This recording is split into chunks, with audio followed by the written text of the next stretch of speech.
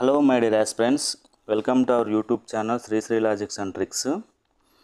ఈ వీడియోలో sustainable development యొక్క గోల్స్ సంబంధించి పూర్తి డీటెయిల్ ఎక్స్ప్లెనేషన్ నేను ఇస్తాను. సస్టైనబుల్ డెవలప్మెంట్ గోల్స్ ఇండియా యొక్క రిపోర్టు, అదేవిధంగా సస్టైనబుల్ డెవలప్మెంట్ గోల్స్ మొత్తం 17 ఉన్నాయి. ఆ 17 లక్ష్యాలను కూడా ఏ విధంగా గుర్తుపెట్టుకోవాలి, ఎలా గుర్తుపెట్టుకోవాలి అనేది కాంప్రహెన్సివ్ పారాగ్రాఫ్ మెథడ్ ద్వారా మన యూట్యూబ్ ఛానల్లో అయితే ఏ విధంగా అయితే ఎక్స్ప్లెయిన్ చేశానో గతంలో, అదేవిధంగా ఈ అంశాలను కూడా కాంప్రహెన్సివ్ మెథడ్ ద్వారా నేను మీకు ఈజీగా గుర్తించే ట్రిక్ నేర్పుతాను. అదేవిధంగా ఇక్కడ ఎస్డిజి అనేది 2 తెలుగు రాష్ట్రాల్లో ఏపీపీఎస్సీ కావచ్చు, టీజీపీఎస్సీ కావచ్చు నిర్వహించే ప్రతి పోటీ పరీక్షలో కూడా జనరల్ స్టడీస్లో భాగంగా ఉంది. అదేవిధంగా ఎకనామిక్స్లో భాగంగా ఈ సస్టైనబుల్ డెవలప్మెంట్ అనేది ఒక అంశంగా చేర్చడం జరిగింది. ఇది మోస్ట్ ఇంపార్టెంట్. ఈ సస్టైనబుల్ డెవలప్మెంట్ మీద ఆ గోల్స్ సంబంధించి కావచ్చు, ఆ గోల్స్ యొక్క లక్ష్యాల సాధన కావచ్చు, ప్రతిసారి ఎగ్జామ్లో అడగటం జరుగుతుంది. చాలా ఇంపార్టెంట్ టాపిక్ కూడా. మరి ఈ సస్టైనబుల్ డెవలప్మెంట్ గోల్స్ సంబంధించి అంటే తెలుగులో సుస్థిర అభివృద్ధి లక్ష్యాలు అంటాం. ఈ సుస్థిర అభివృద్ధి లక్ష్యాలకు సంబంధించి ఆ గోల్స్ యొక్క సాధన ఏ విధంగా ఉంది, రాష్ట్రాల యొక్క పనితీరు ఏ విధంగా ఉంది అనేది మనం ఈరోజు ఈ వీడియోలో చర్చించుకుందాం. ఏదైనా ఒక రిపోర్టు వచ్చినప్పుడు ఆ రిపోర్టుని ఎవరు విడుదల చేస్తున్నారు, ఎన్ని సంవత్సరాలకు ఒకసారి విడుదల చేస్తున్నారు, ఆ రిపోర్టు ఏ సంవత్సరానికి సంబంధించింది అనేది చాలా ఇంపార్టెంటు. ఎందుకంటే కొన్ని సంస్థలు వార్షిక ప్రాతిపదికన రిపోర్ట్స్ రిలీజ్ చేస్తాయి, నీతి ఆయోగ్ లాంటివి. కొన్ని ద్వివార్షిక సంస్థలు అంటే ద్వివార్షిక ప్రాతిపదికన రిలీజ్ చేస్తాయి. ఫారెస్ట్ సర్వే రిపోర్ట్లు అంటే కొన్ని 5 సంవత్సరాలకు ఒకసారి, ఆరోగ్య సర్వే కావచ్చు, అటువంటి అంశాలన్నింటినీ కూడా 5 సంవత్సరాలకు ఒకసారి ఉంటాయి. 10 సంవత్సరాలకు ఒకసారి జనాభా లెక్కలు, అటువంటి అంశాలు ప్రాతిపదికన ఉంటాయి అన్నమాట. అంటే ఎక్కడ రిపోర్ట్ అనేది ఏ సంవత్సరానికి సంబంధించింది, ఏ సంవత్సరంలో రిలీజ్ చేశారో ఆ అంశాలు ఎప్పటివరకు అమల్లో ఉంటాయి అనేది చాలా ఇంపార్టెంట్. మరి ఈ వీడియోలో ఎస్జిటికి సంబంధించి ఆ లక్ష్యాలు కావచ్చు, మరి ఆ సుస్థిర అభివృద్ధి లక్ష్యాలను ఏ విధంగా గుర్తించాలి, దానికి స్టాటిక్ ఇన్ఫర్మేషన్ వర్గీకరణ ఎలా ఉంది, మరి ఆ వర్గీకరణ ఈజీగా గుర్తించే ట్రిక్, పారాగ్రాఫ్ ద్వారా ఈజీగా గుర్తించే ట్రిక్, మరి ఇండియాకి సంబంధించిన అంశాలు, ఆ రాష్ట్రాల యొక్క ఇక్కడ ఏ విధంగా సాధించాయి, వాటి యొక్క స్కోర్ ఏ విధంగా ఉందనేది ఈ వీడియోలో మనం డిస్కస్ చేద్దాం. చాలా ఇంపార్టెంట్. అటు కరెంట్ అఫైర్స్లో రావడానికి అవకాశం ఉన్న టాపిక్, అదేవిధంగా సబ్జెక్టులో భాగంగా ఎకనామిక్స్లో భాగంగా సోషల్ డెవలప్మెంట్లో కూడా ఈ సబ్జెక్టు అనేది ఖచ్చితంగా ఉంది. ఈ టాపిక్ అనేది సుస్థిర అభివృద్ధి లక్ష్యాలు అనేది చాలా ఇంపార్టెంట్ టాపిక్. ఎగ్జామ్ ఓరియంటేషన్లో కాంపిటేటివ్, అటు పబ్లిక్ సర్వీస్ కమిషన్లో నిర్వహించే ఎగ్జామ్ ఓరియంటేషన్లో చాలా ఇంపార్టెంట్ ఈ సస్టైనబుల్ డెవలప్మెంట్ అంటే సుస్థిర అభివృద్ధి అనేది. మరి మనకి ఇక్కడ ఇండియా సంబంధించి సస్టైనబుల్ డెవలప్మెంట్ గోల్స్ సంబంధించి ఇండియా రిపోర్ట్ ఒక సూచికని విడుదల చేసింది. ఎప్పుడు అది 2023-24 సంబంధించి. ఇది 2024 జూలైలో నీతి ఆయోగ్ వాళ్ళు ఇక్కడ విడుదల చేయడం జరిగింది. రిపోర్ట్ ఎప్పుడు, ఏ కాలంది ఇది? 2023-24 సంబంధించిన రిపోర్టు 24 జూలైలో రిలీజ్ చేయడం జరిగింది. ఎవరు రిలీజ్ చేశారు? నీతి ఆయోగ్ వాళ్ళు రిలీజ్ చేశారు. ఈ రిపోర్టుని ఎవరు రిలీజ్ చేశారని కూడా చాలా ఇంపార్టెంట్. ఈ రిపోర్టు దేనికి సంబంధించింది, ఏ సంవత్సరానికి సంబంధించింది, ఏ సంవత్సరంలో రిలీజ్ చేశారు, ఎవరు రిలీజ్ చేశారు అనేది కూడా ఇటువంటి స్టాటిక్ ఇన్ఫర్మేషన్ని కరెంట్ అఫైర్స్లో భాగంగా అడుగుతున్నాడు. స్టాటిక్ ఇన్ఫర్మేషన్ కూడా అడగటం జరుగుతుంది. మరి దీని యొక్క మోటో వచ్చేసి టువర్డ్స్ వికసిత్ భారత్. 2047 సంవత్సరానికి 100 సంవత్సరాలు అవుతుంది మన స్వాతంత్రం సంపాదించి. ఆ విధంగా స్వావలంబన సాధించడం కోసం ఇక్కడ టువర్డ్స్ వికసిత్ భారత్ అనే నినాదంతో ఈ రిపోర్టుని రిలీజ్ చేయడం జరిగింది. ఇక్కడ చూడండి, సస్టైనబుల్ ప్రోగ్రెస్ ఇంక్లూజివ్ గ్రోత్. అంటే సస్టైనబుల్ అంటే సుస్థిర ప్రగతి మరియు ఇంక్లూజివ్ గ్రోత్ అంటే సమ్మిళిత వృద్ధి అనే ఈ మోటోతో దీన్ని రిలీజ్ చేయడం జరిగింది. మరి సుస్థిర అభివృద్ధి అంటే ఏంటంటే ప్రజెంటు మనం అభివృద్ధిలో భాగస్వాములం అవుతూ భవిష్యత్ తరాల కోసం కూడా ఈ అభివృద్ధిని లేదా ఈ వనరుల్ని భవిష్యత్ తరాల కోసం కూడా మనం కొనసాగించడాన్ని సుస్థిర అభివృద్ధి అంటాం, లేదా కొనసాగించే అభివృద్ధి అని అంటాం. అంటే సుస్థిర అభివృద్ధిలో మెయిన్ కాన్సెప్ట్ ఏంటంటే ప్రజెంట్ మనం డెవలప్ అంటే అభివృద్ధి చెందుతూ భవిష్యత్ తరాల కోసం కూడా ఈ అభివృద్ధిని కొనసాగించాలి. అంటే వనరులను కూడా భవిష్యత్ తరాల కోసం ఉంచేలా చేయాలనేదే కొనసాగించే వృద్ధి అంటాం. దాన్నే సుస్థిర అభివృద్ధి అంటాం. ఇంగ్లీష్లో సస్టైనబుల్ డెవలప్మెంట్ గోల్స్ అంటాం. మరి సస్టైనబుల్ డెవలప్మెంట్ గోల్స్ మొత్తం 17 ఉన్నాయి.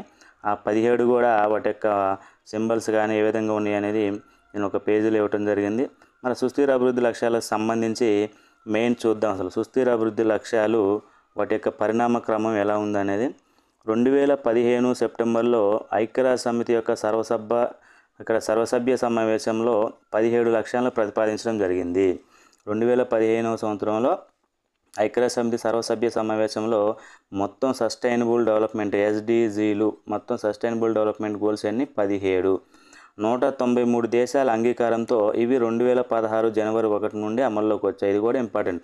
ఖచ్చితంగా ఏదైనా రిపోర్ట్ గురించి చదివేటప్పుడు కరెంట్ అఫైర్స్ సంబంధించి కావచ్చు, మెయిన్ స్ట్రీమ్ సబ్జెక్ట్ అయినా కానీ దాని యొక్క రీసెంట్ ట్రెండ్స్ ప్రకారం తెలంగాణ పబ్లిక్ సర్వీస్ కమిషన్ కానీ అదేవిధంగా ఆంధ్ర పబ్లిక్ సర్వీస్ కమిషన్ కానీ నిర్వహించే ఎగ్జామ్స్లో దాని యొక్క స్టాటిక్ ఇన్ఫర్మేషన్ అడుగుతూ తర్వాత దాని యొక్క ప్రజెంట్ రిపోర్ట్ను కూడా అడగటం జరుగుతుంది, దాని యొక్క డేటాని. అందుకని స్టాటిక్ ఇన్ఫర్మేషన్ కూడా చాలా ఇంపార్టెంట్. ఇది ఈ లక్ష్యాలు అనేది ఎప్పుడు ప్రకటించారు? 2015లో ప్రకటించారు. మొత్తం 17 లక్ష్యాలు ఉన్నాయి. 193 దేశాలు అంగీకరించినాయి. 2016 జనవరి 1 నుండి అమల్లోకి వచ్చినాయి. మొత్తం 17 లక్ష్యాలని 169 సూచికల ద్వారా కొలవడం జరుగుతుంది. ఈ 17 లక్ష్యాలను కూడా 169 సూచికలు, ఇది కూడా ఇంపార్టెంట్. మొత్తం లక్ష్యాలు ఎన్ని, అదేవిధంగా సూచికలు ఎన్ని, మొత్తం 169 సూచికలు. ఈ ఫిగర్ కూడా చాలా ఇంపార్టెంట్. మరి ఈ 17 లక్ష్యాల సాధించడానికి గడువు ఎప్పటి వరకు, ఏ సంవత్సరంలోగా సాధించాలి?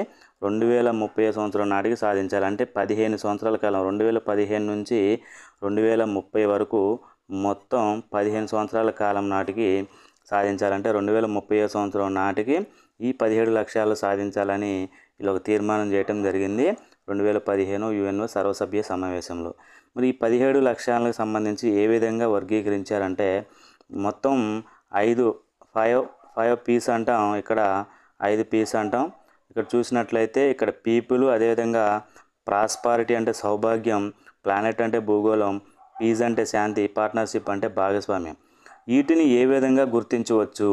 ముందు జనరల్గా మన యొక్క లాజిక్స్ ప్రకారం ఏ విధంగా అంటే రైమింగ్ వర్డ్ లేదా రైమింగ్ లెటర్ ద్వారా గుర్తించవచ్చు, లేదా వాటిని ఒక పారాగ్రాఫ్ కాంప్రిహెన్సివ్ మెథడ్ ద్వారా ఏ విధంగా గుర్తించవచ్చు అనేది నేను మీకు ఒకసారి ఎక్స్ప్లెయిన్ చేస్తాను. చాలా ఇంపార్టెంట్ టాపిక్ ఇది. ఈజీగా ఈ 17 లక్ష్యాల మీద 17 గోల్స్, 1వ గోల్ ఏంటి, 2వ గోల్ ఏంటి, 3వ గోల్ ఏంటి, లేదా 4వ గోల్ ఏంటి, 15వ గోల్ ఏంటి అని ఒకవైపు గోల్స్ ఇచ్చి, ఒకవైపు అంశాలను ఇచ్చి నెంబరింగ్ ఇచ్చి, అటు అంశాలను ఇచ్చి అడగటం జరుగుతుంది. జతపరచమని అడగవచ్చు, లేకపోతే ఇందులో సరైనది ఏది, సరికాంది ఏదైనా స్టేట్మెంట్ రూపంలో అడగవచ్చు. మరి దేనికి సంబంధించింది అని అడగవచ్చు. ప్రజలకు సంబంధించిందా, సౌభాగ్యానికి సంబంధించిందా, భూగోళానికి సంబంధించిందా, శాంతినా, పార్ట్నర్షిప్ అని కూడా అడగవచ్చు.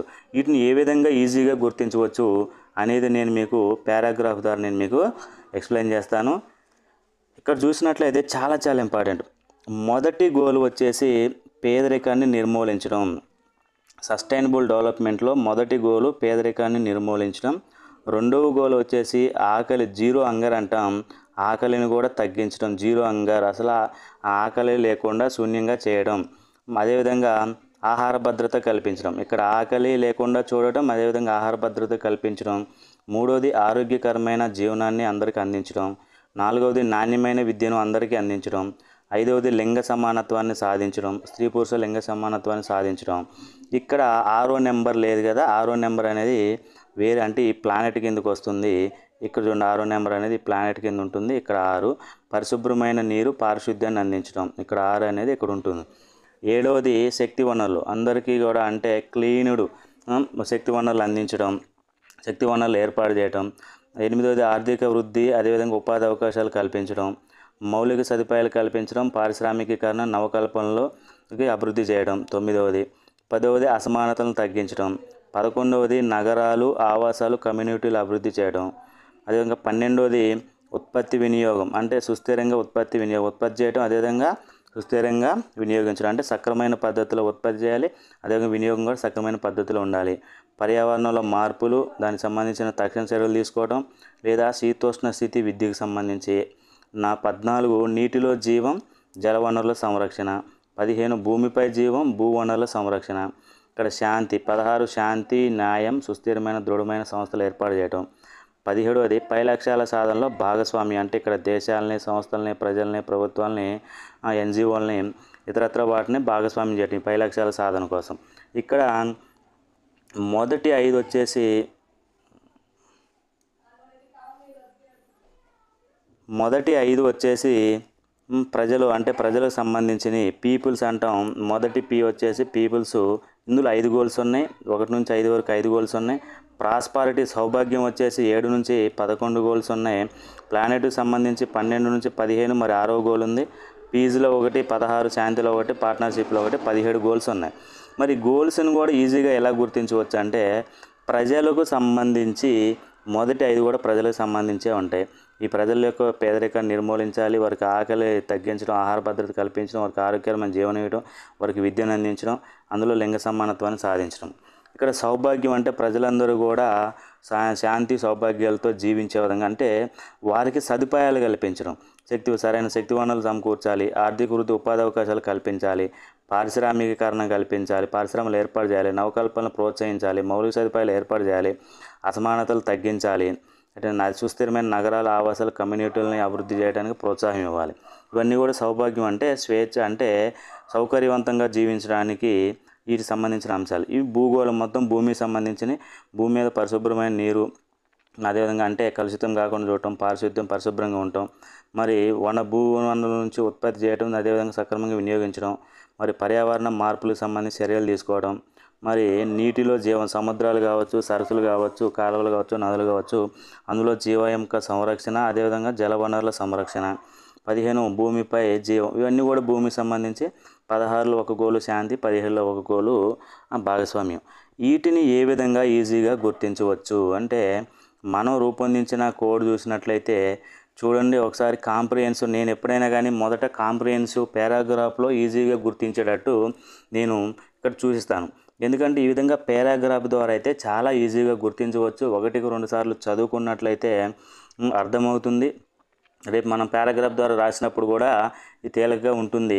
మొదటి 5 గోల్స్ చూసినట్లయితే ప్రజలకు సంబంధించి ఇక్కడ ఈ భూగోళంపై నివసించే ప్రజలు మొత్తం కూడా ఈ ప్రజలు భూమికి సంబంధించే కాబట్టి చూడండి, ఈ భూగోళంపై నివసించే ప్రజలు పేదరికం వల్ల ఆకలి బాధతో సరైన ఆరోగ్యం లేక, సరిగ్గా చదువుకోలేక, లింగ సమానత్వాన్ని సాధించలేకపోతున్నారు అని ఈ మొదటి 5టికి సంబంధించి ఒక పారాగ్రాఫ్ను రాయడం జరిగింది.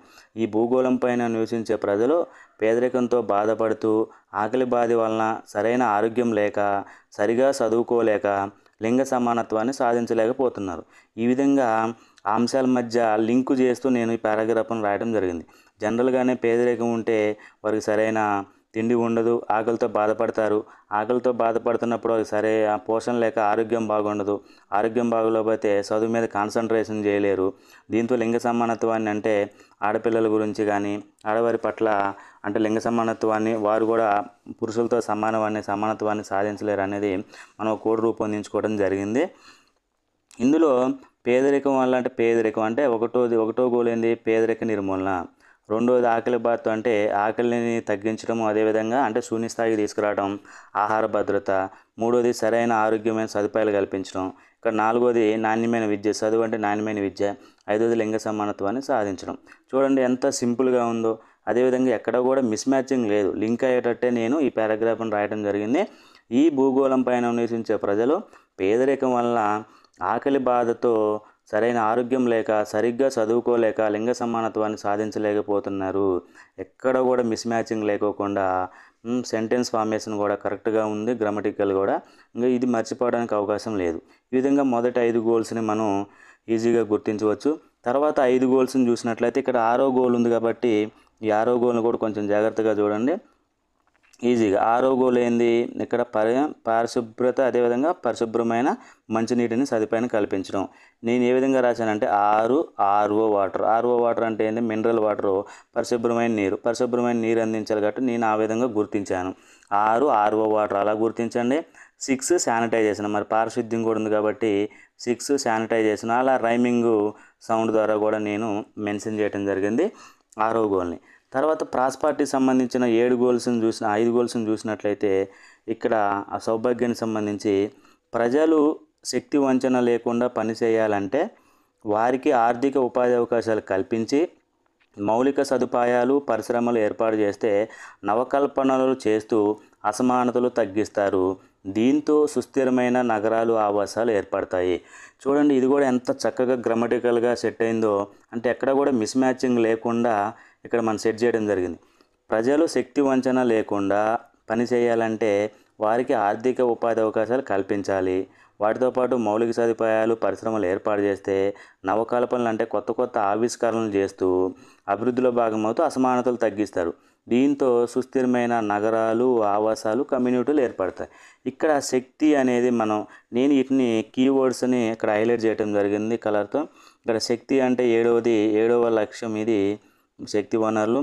మరి ఆర్థిక ఉపాధి అవకాశాలు అనేది 8వ లక్ష్యం. మౌలిక సదుపాయాలు, పరిశ్రమలు, నవకల్పనలు అనేది 9వ లక్ష్యం. అసమానతలు తగ్గించడం అనేది 10వ లక్ష్యం. నగరాలు, సుస్థిరమైన నగరాలు, ఆవాసాల కమ్యూనిటీ అనేది 11వ లక్ష్యం. ఈ విధంగా పారాగ్రాఫ్ ద్వారా ఈ 5 లక్ష్యాలను కూడా గుర్తించడం జరిగింది. మరి భూమికి సంబంధించిన 5 గోల్స్ని చూడండి. అంటే ఒకదానికొకటి లింకు చేస్తూ రాయడం జరిగింది. పైన కల్పించిన సదుపాయాల వల్ల ఉత్పత్తి వినియోగం పెరిగి శీతోష్ణ స్థితిలో మార్పులు ఏర్పడి జలవనరులు, భూవనరులు దెబ్బతింటాయి. చూడండి, ఈ పైన కల్పించిన ఈ ఆర్థిక ఉపాధి అవకాశాలు, శక్తి వనరులు, మౌలిక సదుపాయాలు, పరిశ్రమలు ఏర్పాటు చేస్తే మరి దానివల్ల ఉత్పత్తి పెరుగుతుంది, అదేవిధంగా వినియోగం పెరుగుతుంది. దీంతో శీతోష్ణ స్థితిలో మార్పులు ఏర్పడతాయి. జనవనరులు అదేవిధంగా అంటే జలంలో జీవము, నీటిలో జీవం, భూవనరులు అంటే భూమిపై ఉన్న జీవం, వనరులు దెబ్బతింటాయి. అంతేకాదు ఆటోమేటిక్గా సౌకర్యాలు కల్పించినప్పుడు ఉత్పత్తి పెరుగుతుంది, వినియోగం పెరుగుతుంది. దానివల్ల శీతోష్ణ స్థితులు అంటే పర్యావరణంలో మార్పులు ఏర్పడతాయి. దాంతో అటు జలవనరులు కానీ, సముద్రంలో జీవం కానీ, భూవనరులు కానీ, భూమిపైన వనరులన్నీ కూడా జీవం కూడా దెబ్బతింటాయి. పర్యావరణ సమతుల్యత ఏర్పడుతుంది.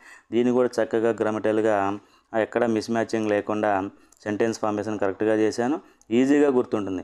మొదటి 5 గోల్స్ ఏ విధంగా ఉన్నాయి, ప్రజలకు ఏం కల్పించాలి, తర్వాత 5 గోల్స్ ఎటువంటి ఆర్థికపరమైన సౌకర్యాలు కల్పించాలి, అవి కల్పిస్తే ఏం జరుగుతుంది, మరి దీని తర్వాత ఏమొస్తుందంటే ఇక్కడ జలవనరులు, భూవనరులు దెబ్బతిన్నాయి కాబట్టి అందుకోసం శాంతిపరమైన, న్యాయపరమైన సంస్థలు ఏర్పాటు చేసి ఆ పై లక్ష్యాల సాధన కోసం అంటే ఒకటి నుంచి ఉన్న ఆ గోల్స్ అన్నీ కూడా 15 గోల్స్ అన్నీ కూడా సాధించడం కోసం ఇక్కడ అందరికీ అందులో భాగస్వామ్యం కల్పించాలనేది ఇక్కడ మెన్షన్ చేయడం జరిగింది. ఇది కూడా సెంటెన్స్ ఫార్మేషన్ ఎంత కరెక్ట్గా ఉంది. శాంతి, న్యాయ సంస్థలు, శాంతి కల్పించాలి, న్యాయం కల్పించాలి, దృఢమైన సంస్థలు ఏర్పాటు చేయాలి. 16వ గోలు.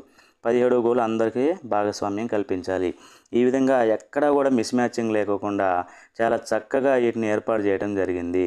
చూసినట్లయితే చూడండి, భూమిపై నివసించే ప్రజలు పేదరికంతో బాధపడతారు.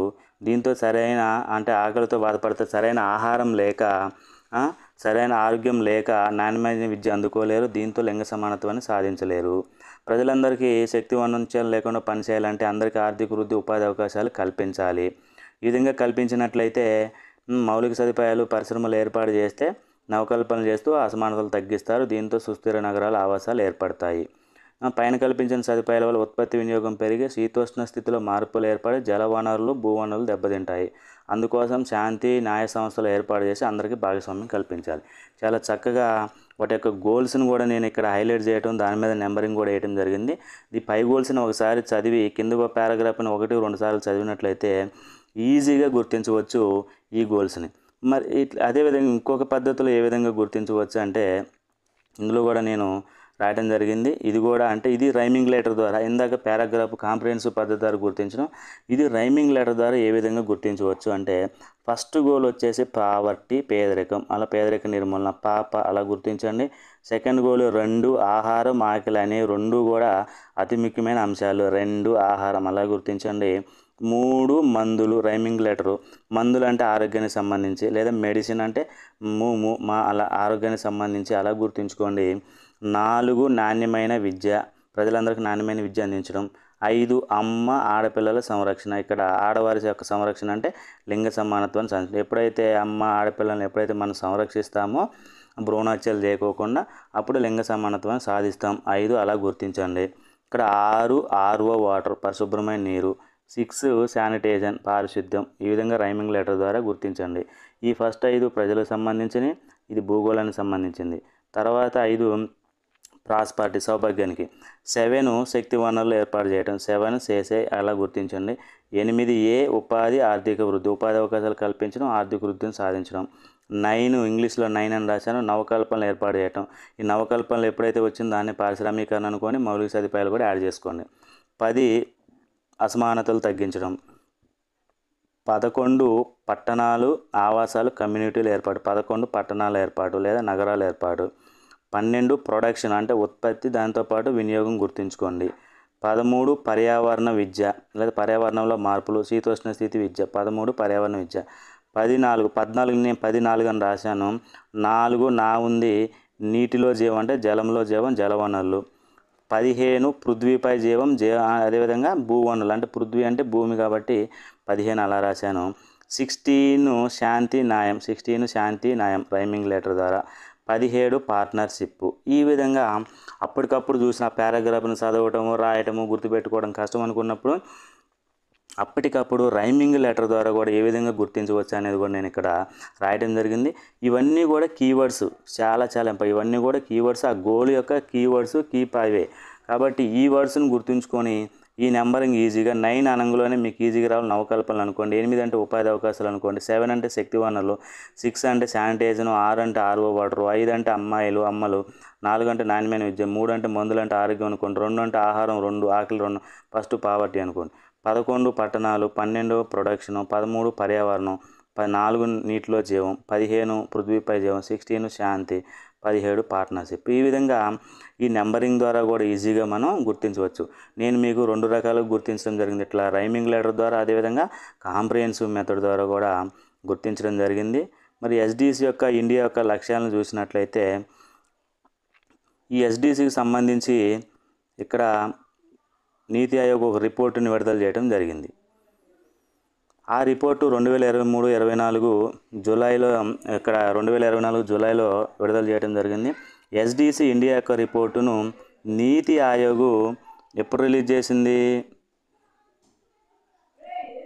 జూలై 2024లో రిలీజ్ చేసింది. ఇది కూడా important. SDC sustainable development goals సంబంధించి ఇండియాకి సంబంధించిన రిపోర్టును 2023-24 రిపోర్టు 2024లో రిలీజ్ చేశారు. ఎవరు రిలీజ్ చేశారు? నీతి ఆయోగ్ రిలీజ్ చేసింది. ఇది ఎన్నవ రిపోర్టు? 4వ రిపోర్టు. ఈ సమయంలో నీతి ఆయోగ్ ఈ రిపోర్టును రిలీజ్ చేసే సమయంలో అప్పుడే నీతి ఆయోగ్ సీఈఓగా బీవీఆర్ సుబ్రహ్మణ్యం గారు ఉన్నారు. వైస్ చైర్పర్సన్ సుమన్ బేరీ గారు. ఇవి కూడా స్టాటిక్ ఇన్ఫర్మేషన్ కూడా చాలా ఇంపార్టెంట్.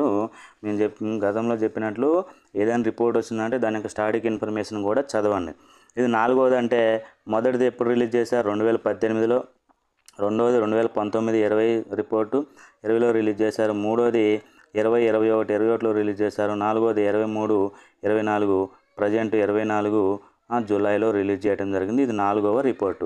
మొత్తం ఎన్ని లక్ష్యాలని, మొత్తం మన సస్టైనబుల్ డెవలప్మెంట్ గోల్స్ ఎన్ని ఉన్నాయి? 17 గోల్స్, 169 సూచికలు ఉన్నాయి. మరి ఇక్కడ ఇండియాకి సంబంధించి ఎన్ని లక్ష్యాల నీళ్లు కొలవటం జరిగిందంటే, సూచించడం జరిగిందంటే 16 లక్ష్యాలను సూచించారు. 113 సూచికలను తీసుకున్నారు. ఏం సార్ మరి 17 లక్ష్యాలు కదా, 16 లక్ష్యాలే నీతి ఆయోగ్ ఎందుకు కౌంట్ చేసిందంటే, ఇక్కడ 14వ గోల్ ఏంటి? నీటిలో జీవం లేదా నీటి వనరులకు సంబంధించి. ఈ నీటిలో జీవం అనేది కేవలం తీర ప్రాంత రాష్ట్రాలకే ఉంటుంది, కేవలం 9 రాష్ట్రాలకే ఉంటుంది. కావున ఈ 14వ గోల్ని ఈ సూచిక నుంచి, ఈ ఇండియా రిపోర్ట్ నుంచి 2023-24 సూచిక నుంచి మినహాయించడం జరిగింది. కావున మొత్తం ఎన్ని లక్ష్యాలు వచ్చినాయి? 16 లక్ష్యాలు వచ్చినాయి. ఈ 16 లక్ష్యాలని 113 సూచికలతో సూచించడం జరిగింది. చాలా ఇంపార్టెంట్. ఎగ్జామ్ కరెంట్ అఫైర్స్లో భాగంగా కావచ్చు, ఎకనామిక్స్లో భాగంగా ఈ సస్టైనబుల్ డెవలప్మెంట్ అడిగేటప్పుడు సస్టైనబుల్ డెవలప్మెంట్ ఇండియా రిపోర్ట్ 2023-24 సంబంధించి ఇది ఎన్నవది అని అడగవచ్చు. 4వది ఎన్ని లక్ష్యాలు కొలిశారు? 16. ఎన్ని సూచికలు? 13 అని అడగటం అవకాశం ఉంది. దీంట్లో దేన్ని మినహాయించారు? ఈ విధంగా స్టేట్మెంట్ రూపంలో అడిగే అవకాశం ఉంది. మరి ప్రస్తుత 2023-24 నివేదిక ప్రకారం ఇండియా స్కోరు 71. ఇండియా స్కోరు 71 అంటే నీతి ఆయోగ్ వారు 0 నుంచి ఇక్కడ 100 వరకు స్కేల్ని తీసుకోవడం జరిగింది. ఇక్కడ 0 నుంచి 100 పాయింట్ స్కేల్ని తీసుకొని ఈ స్కోరు ఆధారంగా వాటికి కొన్ని ఇక్కడ విలువలు ఇవ్వడం జరిగింది. వాటి సాధన క్రమాన్ని అనుసరించి ఎలా తీసుకుంటే 2023-24 ఇండియా స్కోర్ ఎంతగా నమోదైంది? 71గా నమోదైంది. ఇది కూడా ఇంపార్టెంట్. ఇండియా స్కోరు సస్టైనబుల్ డెవలప్మెంట్లో 71. 1వ రిపోర్ట్ 2018 ప్రకారం 57 స్కోర్ చేసింది. 2వ రిపోర్టు ప్రకారం 60 స్కోర్ చేసింది. 3వ రిపోర్టు ప్రకారం 66 చేసింది. 4వ రిపోర్టు ప్రకారం 71 స్కోర్ చేయడం జరిగింది. ఈ స్కోరు ఆధారంగా రాష్ట్రాలని లేదా కేంద్రపాలిత ప్రాంతాలని ఈ విధంగా వర్గీకరించడం జరిగింది. స్కోరు యొక్క పాయింట్స్ ఇక్కడ 0 to 100 పాయింట్స్ స్కేల్ అన్నాం కదా, 0 to 100 పాయింట్స్ స్కేల్ ఆధారంగా హోదా ఏమి ఇచ్చారంటే యాస్పిరెంట్. 0 to 49 స్కోర్ చేస్తే యాస్పిరెంట్ అని, అదేవిధంగా 49 తర్వాత 50 నుంచి 64 చేస్తే పర్ఫార్మర్ అని, 65 నుంచి 99 స్కోర్ చేస్తే ఫ్రంట్ రన్నర్ అని, 100 స్కోర్ చేస్తే అచీవర్ అని ఇక్కడ హోదాని ప్రకటించడం జరిగింది. ఇక్కడ నీతి ఆయోగ్ లేదా కేంద్రం. వీటిని ఇక్కడ తెలుగు టర్మ్ కంటే ఇంగ్లీష్ టర్మ్ని గుర్తుపెట్టుకోండి. తెలుగు మీడియం వాళ్ళు కూడా యాస్పిరెంట్ ఇక్కడ ప్రోత్సాహకం, అదేవిధంగా పర్ఫార్మర్ అంటే సాధించే క్రమం, ఫ్రంట్ రన్ అంటే ఇంకా అభివృద్ధి సాధించాడని, అచీవర్ అంటే పూర్తిగా సాధించారని. ఈ తెలుగు పదాల కంటే ఇంగ్లీష్ పదాలని చదవండి, ఇంగ్లీష్ పదాలే చూడండి. డైరెక్ట్ ట్రాన్స్లేషన్ కూడా ఎగ్జామ్స్లో ఇలానే ఇస్తున్నారు. మరి ఇక్కడ ఈ స్కోరులో ఏ లక్ష్యాలు ఉన్నాయంటే 5వ లక్ష్యమైనటువంటి లింగ సమానత్వాన్ని సాధించడం అనేది చాలా తక్కువ రేంజ్లో 0 to 49 దగ్గరే ఉన్నది. అంటే ఇంకా బాగా వెనకబడి ఉన్నాయి. ఎందుకంటే 933 ఉంది కదా ఇక్కడ ఇండియా యొక్క లింగ నిష్పత్తి, లేదా 9 అంటే చాలా తక్కువగా ఉన్నాం. 100కి రావాలి. ఎప్పుడైతే సమానత్వం చేస్తామో పురుషులు 1000 మంది, అదేవిధంగా స్త్రీలు 1000 మంది ఉన్నప్పుడే. అంటే చాలా బాగా వెనకబడి ఉన్నాం కాబట్టి ఈ స్కోర్లో ఉంది. సో మరి ఇక్కడ 100 అంటే 0 to 49 మధ్య స్కోర్ చేసిన రాష్ట్రాలు ఏమైనా ఉన్నాయంటే ఏమిలో అంటే అవి ముందుకెళ్ళి అని అర్థం. నెక్స్ట్ ఇక్కడ 50 to 64 మధ్య స్కోర్ చేసిన రాష్ట్రాలు ఏవైతే ఉన్నాయో వీటిని పర్ఫార్మర్ అంటాం. ఇందులో ఏ లక్ష్యాలు ఉన్నాయి? 2వ లక్ష్యం, 4వ లక్ష్యం, 9వ లక్ష్యం. 2వ లక్ష్యం ఏంది? 0 హంగర్ అంటే ఆకలి నిర్మూలన, ఆహార భద్రత. 4వ లక్ష్యం నాణ్యమైన విద్య అందరికీ అందించడం. ఇక్కడ 9వ లక్ష్యం నవకల్పనలో పారిశ్రామికీకరణ ఏర్పాటు చేయడం, మౌలిక సదుపాయాలు కల్పించడం. మరి ఇవి రెండు కూడా 50 to 64 మధ్య స్కోర్ చేశాయి. అంటే ఇవి విడివిడి లక్ష్యాలు. ఈ లక్ష్యాలు ఏంది? సాధించిన రాష్ట్రాలు అంటే ఈ లక్ష్యాలు సాధించినవి అని కాదు, మొత్తం 17 లక్ష్యాల మీద మొత్తం 17కి 16 లక్ష్యాలు ఇక్కడ కొలవడం జరిగింది కదా. ఈ 16 లక్ష్యాలను యావరేజ్ స్కోర్ తీసుకుంటే 0 to 49 స్కోర్ చేసిన రాష్ట్రాలు లేవు. కానీ 50 to 64 స్కోర్ చేసిన రాష్ట్రాలు నాలుగు రాష్ట్రాలు ఉన్నాయి. కేవలం 4 రాష్ట్రాలు ఉన్నాయి. అవి బీహార్ ఫస్ట్ 57 పాయింట్స్ స్కోర్ చేస్తే, జార్ఖండ్ 62, నాగాలాండ్ 63, మేఘాలయ 63. ఇక్కడ బీజా నామే అనే కోడ్ కూడా గుర్తుపెట్టుకోండి. ఈ 4 కూడా పర్ఫార్మర్ కేటగిరీలోనే ఉన్నాయి. భారతదేశంలో ఈ 4 రాష్ట్రాలు పర్ఫార్మర్ కేటగిరీ అంటే ఏంది? వెనకబడి ఉన్నాయని అర్థం. ఇక్కడ బీహార్, జార్ఖండ్ ఈ 2 ఉమ్మడి రాష్ట్రాలు. ఈ నాగాలాండ్, మేఘాలయ ఈశాన్య రాష్ట్రాలు, అటవీ ప్రాంతం ఈశాన్య రాష్ట్రాలు కాబట్టి పర్ఫార్మర్ కేటగిరీలో ఉన్నాయి. 65-99 మధ్య స్కోర్ చేసిన రాష్ట్రాలని ఇక్కడ ఫ్రంట్ రన్నర్ రాష్ట్రాలు అంటారు. ఇందులో ఏ లక్ష్యాలు అంటే ఏ గోల్స్ని మనం 65-99 స్కోర్ దాకా తీసుకురావడం జరిగిందంటే 1, 3, 6, 7, 8, 10, 11, 12, 13, 15, 16. 14వది మినహాయించారు. ఈ 2, 4, 9, 5 పోతే మిగిలిన గోల్స్ అన్నీ కూడా ఈ ఫ్రంట్ రన్నర్ కేటగిరీలోనే ఉన్నాయి. నెక్స్ట్ అచీవర్ అంటే 100 స్కోర్ చేసిన గోల్ ఒక్కటి కూడా లేదు. అంటే ఇంతవరకు ఒక్క గోల్లో కూడా మనం 100% సాధించలేదు. మరి 2030 వరకు ఏదైనా గోల్ సాధించడానికి అవకాశం ఉంది. అంటే 65 to 99 స్కోర్ చేసే ఇక్కడ గోల్స్ చూసినట్లయితే ఫ్రంట్ రన్నర్ హోదా అంటాం. ఫ్రంట్ రన్నర్ హోదా ఇస్తారు 65 నుంచి 99 స్కోర్ చేసిన రాష్ట్రాలకి. ఇందులో లక్ష్యాలన్నీ కూడా ఈ 5వ గోలు 2, 4, 9 పోతే మిగిలిన గోల్స్ అన్నీ కూడా ఈ ఫ్రంట్ రన్నర్ కేటగిరీలో ఉన్నాయి. అంటే దాని అర్థం ఏంటంటే ఒక్కొక్క లక్ష్యాన్ని సాధించుకుంటూ ముందుకు వెళ్తున్నాం. 49 తర్వాత 50 నుంచి 64 మధ్య స్కోరు, 65 నుంచి 99 మధ్య స్కోర్ చేయడం జరిగింది. ఈ గోల్స్ ఉన్నాయి. 100 అంటే అచీవ్ చేసిన గోల్ ఒక్కటి కూడా లేదు. భవిష్యత్తులో అంటే 2030 నాటికి మనం ఈ గోల్స్ అన్నింటినీ కూడా 100% సాధించాలి. అది ఇవి సాధ్యం కాకపోవచ్చు. ఇక్కడ చూసినట్లయితే 7th గోల్ వచ్చేసి అత్యధిక స్కోర్ చేసిన గోలు 7th గోలు 96. అంటే శక్తి వనరులు ఇది. అంటే అన్ని రాష్ట్రాలలో కూడా శక్తి వనరుల ఏర్పాటు సంబంధించి సౌకర్యాల ఏర్పాటు, అటు విద్యుత్ కావచ్చు. ఇక్కడ అంటే శక్తి వనరులు అంటే విద్యుత్కు సంబంధించి కరెంటు కానీ, సోలార్ ఎనర్జీ కానీ, హైడ్రో ఎనర్జీ కానీ, థర్మల్ విద్యుత్ ఇవన్నీ కూడా శక్తి వనరుల ఏర్పాటు అనేది 96 స్కోర్ చేసింది సుస్థిరమైన భవిష్యత్ తరాల కోసం కూడా. అంటే నెక్స్ట్ మరి ఇప్పుడు 2025 మరొక 5 సంవత్సరాల కాలంలో ఈ లక్ష్యాన్ని సాధించడానికి అవకాశం ఉంది. అతి తక్కువ స్కోర్ చేసిన గోల్ వచ్చేసి లింగ సమానత్వం 49 లింగ సమానత్వం. చూడండి అంటే అందుకని ఇది 0 to 49 అంటే 5వ గోలు. ఈ లింగ సమానత్వాన్ని సాధించాలంటే 933 లేదా 943 ఈ అంటే ఈ స్త్రీ పురుష నిష్పత్తి అనేది రాష్ట్రాలకు సంబంధించి కావచ్చు, దేశానికి సంబంధించి కావచ్చు, 1000కి ఈక్వల్ చేయాలంటే మరొక 10 సంవత్సరాల కాలం కూడా పట్టే అవకాశం ఉంది. దీన్ని ఇప్పట్లో సాధించలేకపోవచ్చు. ఇక్కడ రాష్ట్రాలు చూసినట్లయితే ఇక్కడ పర్ఫార్మర్ కేటగిరీలో కేవలం 4 రాష్ట్రాలు ఉన్నాయి. ఇది గుర్తుంచుకుంటే మిగిలిన అన్నీ కూడా ఫ్రంట్ కేటగిరీలో ఉన్నట్లే ఇక్కడ గుర్తించవచ్చు. ఈ కింది రాష్ట్రాలలో పర్ఫార్మర్ కేటగిరీలో ఉన్నవి ఏవని అడగవచ్చు. అదేవిధంగా లేదా ఫ్రంట్ రన్నర్లో ఉన్నవి ఏమని అడగవచ్చు, లేదా ఫ్రంట్ రన్నర్లో లేని రాష్ట్రం ఏదని ఈ 4 ఇచ్చి కూడా అడగవచ్చు. ఏ విధంగా ఇచ్చినా కానీ ఈ 4 రాష్ట్రాలను గుర్తుపెట్టుకున్నట్లయితే పర్ఫార్మర్ కేటగిరీలో మిగతా అన్నీ కూడా ఫ్రంట్ రన్నర్ కేటగిరీలోనే ఉన్నాయి. ఈ విధంగా గుర్తించవచ్చు. ఇక్కడ అత్యధిక స్కోర్ చేసింది 96 శక్తి వనరులు 7వ గోలు.